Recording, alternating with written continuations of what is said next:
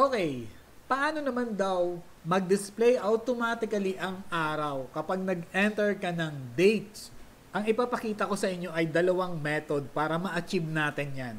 So dito sa column A, andito yung mga dates natin. Then dito sa column B, dito natin ilalagay kung anong araw. So burahin muna natin to. Ang unang method natin gagawin ay text function. So equals text, open parenthesis, A2, comma, space, quotation mark, DDDD, quotation mark, close parenthesis.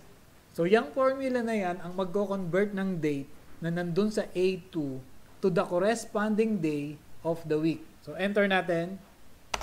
And that's it. So, i-copy lang natin itong formula.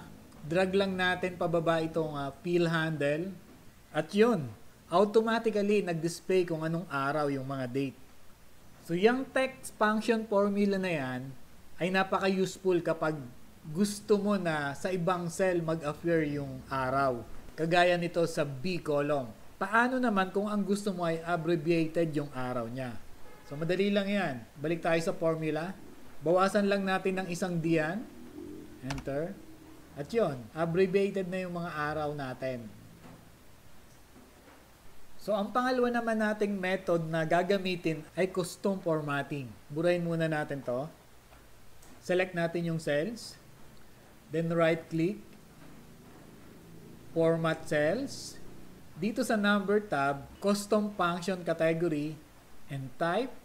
Enter lang natin yung 4 na D. Then, hit OK. And that's it. Nag-display na yung mga araw. So, ang pagkakaiba lang nito, kung nasa ang cell yung mga dates na nakalagay, doon din mag-a-appear yung days within the same cell but keeps the date value intact. At makikita natin yan dito sa formula bar.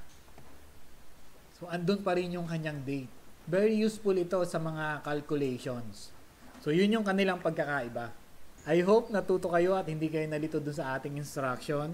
Madali lang siya kapag alam mo, pero mahirap kapag hindi mo alam. Kaya dapat keep on learning parate.